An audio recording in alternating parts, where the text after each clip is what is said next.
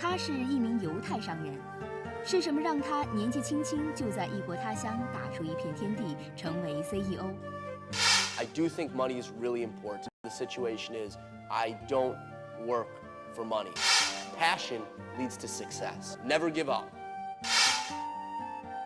敬请关注本期 Small Talk，CEO 是怎样炼成的？ Hello, everybody, and welcome to Small Talk. I am your host, Keith Gallinelli, Gai Shanding. Now, before we start today's show, I want to ask my audience two questions, all right? First question is this. In your mind, what should a CEO be like? Very powerful and very straightforward. Very powerful and very straightforward. Okay, good. Interesting. Now, the other thing is, another culture is a religion, world religion, Jewish. And in China, a lot of times people have an impression of Jewish people. And what is that impression? And they are all very rich. Very rich. Now, when she said that, her eyes go like, oh, she's rich. Okay. They are very clever. Very rich and very clever. Those are good things. Those are good things. Powerful, rich, straightforward, and clever. That's 4 words that describe my guest today, Adam Paul Smolak. Adam, welcome to Small Talk. Thank you, Keith. It's nice to be here. Good. Why don't you just introduce yourself quickly? My name is Adam Paul Smolak. I am the CEO of EnjoyABC.com. You seem awfully young to be a CEO. I am. And you have far too much hair to be a CEO. And you're also Jewish. I am. Okay, good. Well, I want to talk about those 2 things today. I think, when I ask people in China, they always say the same thing. Very, very rich, very shrewd and very good at business. And also, very good scientists, of course, and things like that. It seems like the culture and the religion really values education. Is that something that you find true? I do. I think that, first off, what the members here today said are all positive ideas. And I'm glad to be associated with a religion that has such a positive impression on people. Mm-hmm. Secondly, I think that there's a lot of similarities between Chinese people and Jewish people. I can name 3. Right. The first one is, as you said, education. Chinese people, their families, push their children to be educated, similar to Jewish families. Second of all, there's a lot of support for the children in Chinese families, also in Jewish families. And third, both Jewish people and Chinese people have experienced a lot of problems. Chinese with the Japanese, as well as Jewish people with the Germans and many other groups throughout time. I think what happens is we have a saying in America, what doesn't kill you makes you stronger. And that's sure what's happened with Chinese people and Jewish people, that while we face difficulties, both of our cultures have remained very strong and continue to be strong. Mm-hmm. That's true. So now how do you blend your educational background and your Jewish background into your company?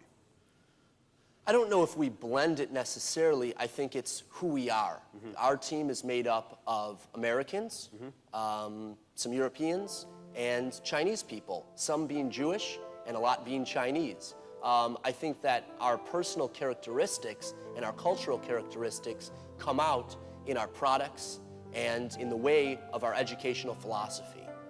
So you are a CEO. Yes. Are you rich? I'm doing okay for myself. I don't really work for money. The money side is not important, because if you work for money, you're never going to be a rich person. I work to create, to give people the best education I can. Did you think that because you have had a great number of money, you think money is not very important? But I think money is very important. Definitely. Yeah.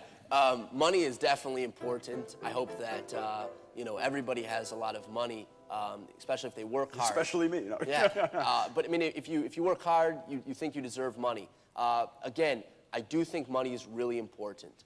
But at the same time, you might think I am not telling the truth, but the reality of the situation is I don't work for money. When you start a company, you are not going to make any money initially.